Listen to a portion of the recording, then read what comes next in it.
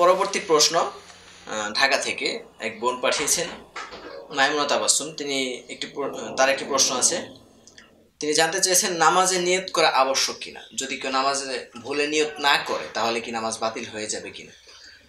ধন্যবাদ আমাদের বোনকে, চমৎকার এবং খুবই গুরুত্বপূর্ণ একটি প্রশ্ন করেছেন। নামাজে নিয়ত করতে হবে কিনা। দেখুন, নিয়ত মানে কি? আল ইরাদাতু ইয়ানি আল কসদ, আল ইরাদাতুল কলব, মনো ইচ্ছা। আপনি যেটা নিয়ত করলেন, আপনি মসজিদে এসেছেন জোহরের জন্য, কেন এসেছেন? জোহরের নামাজ আদায় করতে। আপনি জায়নামাজে দাঁড়িয়েছেন, আসর নামাজ পড়বেন, এটি আপনার নিয়ত। আলাদা করে নিয়ত করাটা অপরিহার্য নয়। তবে কেউ যদি নিয়ত করে সেক্ষেত্রে শরিয়া তাকে বাধা দেয়নি। লক্ষণীয় বিষয় হলো আপত্তির জায়গাটি, আমরা অনেক সময় মসজিদ দেখে থাকি ইমাম সাহেব আল্লাহু আকবার বলে তাকবীরে তাহরিমে বেঁধে ফেলেছেন, কিন্তু আমাদের যে মুসল্লি ভাইটি তিনি দাঁড়িয়ে নিয়ত করছেন নাওয়াইতু আন উসাল্লি লিল্লাহি, করতে করতে সময় চলে যাচ্ছে।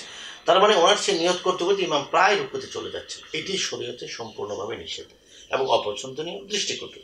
বরং ইমামের তাকবীর তাহরিমের অনুসরণ করা এটা আমার জন্য আবশ্যক। ইমাম আল্লাহু আকবার বলবে, আমি আল্লাহু আকবার বলবো, এটি হলো সুন্নাহ। এই জন্য নিয়ত আবশ্যক নয়। তবে আপনি কোন নামাজে দাঁড়াচ্ছেন এটি যেন আপনার অন্তরে থাকে।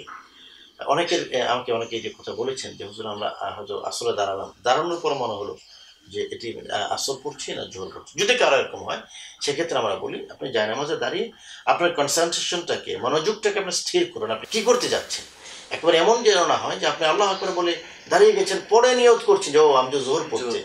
তো এই জন্য নিয়তটা করতে হবে। সেটার ক্ষেত্রে নিয়ত মানে হলো আপনি বিষয়টা ক্লিয়ার করবেন যে আপনি কোন নামাজে আছেন, বিষয়গুলি কনফার্ম করে দাঁড়াবেন। আর মৌখিক নিয়তটা আবশ্যক না। বা কেউ যদি চায় যে আরবিতে না করে বাংলাতে করবে, সেটাও বাংলাতে করাটাই সবচেয়ে বেশি বেটার। কারণ আরবিতে আমাদের যারা করছেন তাদের আরবিটা কতটুকু বিশুদ্ধ এটি একটি আপেক্ষিক বিষয়। মিরপুর থেকে সাব্বির সাহাদি তিনি জানতে চেয়েছেন অপরাধের জন্য জরিমানা করা সম্পর্কে ইসলাম কি বলে। যেমন বিভিন্ন শিক্ষা প্রতিষ্ঠান বা প্রতিষ্ঠানে সামান্য অপরাধের জন্য জরিমানা করা হয় অনেক সময়, এই জরিমানা ইসলামে জায়েজ কিনা, এটি আর্থিক জরিমানার কথা সম্ভবত বোঝাতে চেয়েছেন।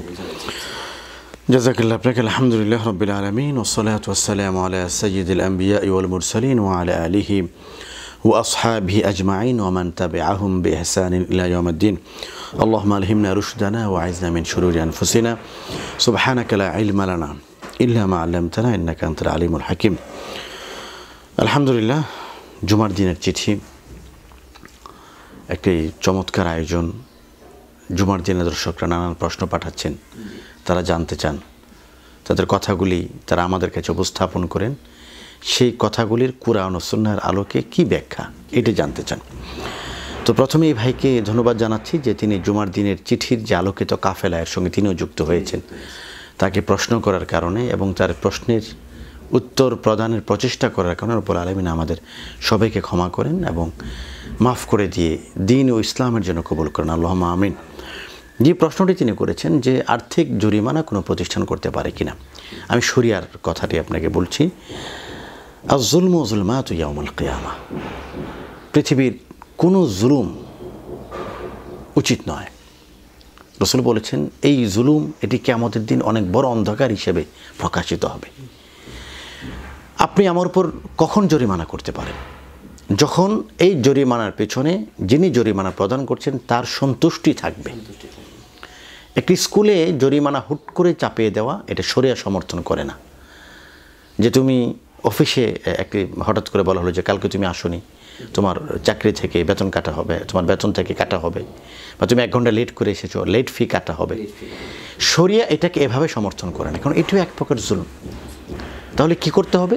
এটি করতে হবে যখন তিনি স্কুলে ভর্তি হলেন একটি শিক্ষার্থী, তখন তাকে কিছু আইন দিয়ে দেওয়া যে আমাদের রুটিন হলো, আমাদের শর্ত হলো যদি আপনি 1 দিন না থাকেন অথবা 3 দিন না থাকেন তাহলে একটি আর্থিক জরিমানা এরকম এত % আসবে, 50 টাকা আসবে, 20 টাকা আসবে। এই চুক্তিটা বছরের শুরুতে শিক্ষার্থীর পক্ষ থেকে এটি অনুমোদন নিয়ে নেয় শিক্ষার্থী যদি তার সন্তুষ্টি চিত্তে সে জরিমানা দিতে রাজি হন, তাহলে এক্ষেত্রে জরিমানা নেওয়া যেতে পারে। হুট করে কোনো জরিমানা চাপিয়ে দেওয়াকে শরিয়া সমর্থন করে না। আমাদের পরবর্তী প্রশ্নটি ঢাকা উত্তরা থেকে মারিয়া, তিনি জানতে চেয়েছেন হুজুরা যে ভিডিও করে টিভিতে বা ইউটিউবে অনুষ্ঠান করে, এটা কি জায়েজ আছে কিনা? ধন্যবাদ বোন মারিয়াকে, তিনি চমৎকার প্রশ্ন করেছেন এবং খুবই গুরুত্বপূর্ণ প্রশ্ন।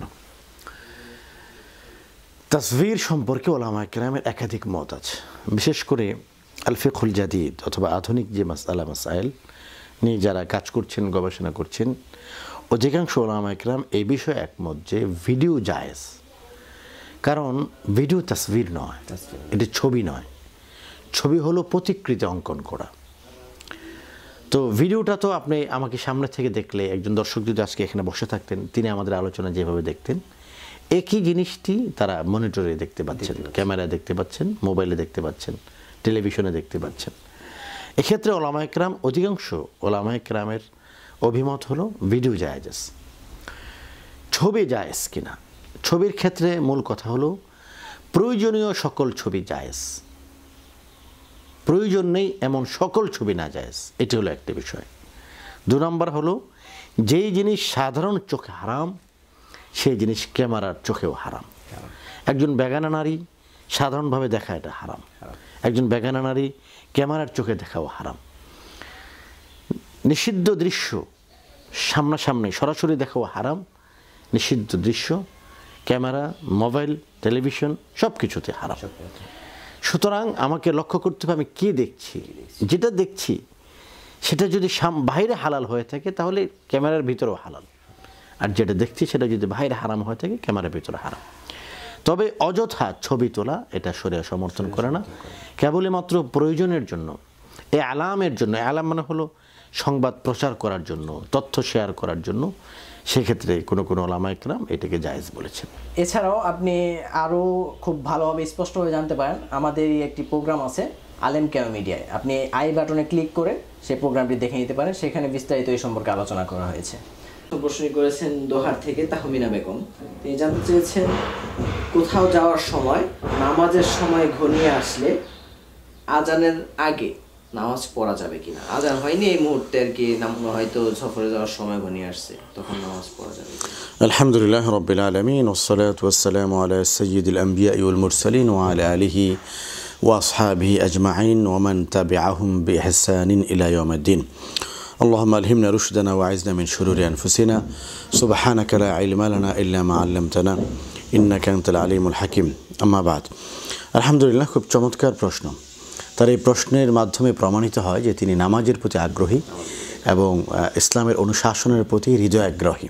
আমি তাকে আন্তরিক মোবারকবাদ জানাচ্ছি। মাসআলা হলো, আল্লাহ তাআলা কোরআনে বলেছেন ইন্না সলাতা কানাত আলাল মুমিনিনা কিতাবাম মাওকুতা, নিশ্চয়ই নামাজ মুমিনের ওপর ফরজ। কখন ফরজ? ইন্না সলাতা কানাত আলাল মুমিনিনা কিতাবাম মাওকুতা, নির্ধারিত সময়, ওয়াক্ত হয়নি, এই সময় আপনি নামাজ পড়তে পারবেন না। ওয়াক্ত হয়ে গিয়েছে, এখন আপনি সফরে যাচ্ছেন, ঢাকা থেকে রাজশাহী যাচ্ছেন, চট্টগ্রাম, খুলনা, দেশে বা দেশের বাইরে যাচ্ছেন, ওয়াক্ত হয়ে গেলে, নামাজের ওয়াক্ত হয়ে গেলে আজান না হলেও আপনি নামাজ পড়তে পারেন। লক্ষণীয় বিষয় হলো দেখতে হবে ওয়াক্ত হয়েছে কিনা, ওয়াক্ত হয়েছে কিনা। এখন প্রশ্ন আসবে যে আমি কি করে বুঝবো যে নামাজের ওয়াক্ত হলো? এখন একসময় আমাদের পঞ্জিকা ছিল, চিরস্থায়ী ক্যালেন্ডার ছিল। এখন তো মোবাইলে প্রযুক্তির কারণে আমরা অনেক অ্যাডভান্স, অনেক এগিয়ে, মোবাইলগুলিতে অনেক রকম অ্যাপস আছে যারা বলে দেয় নামাজের ওয়াক্ত হয়েছে কিনা। একটা বিখ্যাত অ্যাপস আছে সালাতুক, আপনার নামাজ, এটি আরবিতেও আছে, ইংরেজিতেও আছে। আইফোন এবং আপনার স্যামসাংয়ের জন্য, অ্যান্ড্রয়েড ফোনের জন্য এটি খুব ইজি, আমার নিজেরও আছে, আমি অনেককে ডাউনলোড করে দিয়েছি। এটি আপনাকে প্রতি নামাজের ওয়াক্ত হলে আপনাকে অ্যালার্ম দেবে যে ওয়াক্ত হয়ে গেছে নামাজের। তো ওয়াক্ত যদি হয়ে যায় সেক্ষেত্রে আজান না হলেও নামাজ পড়া যায়, আজান ছাড়াও নামাজ পড়া যায়। জি।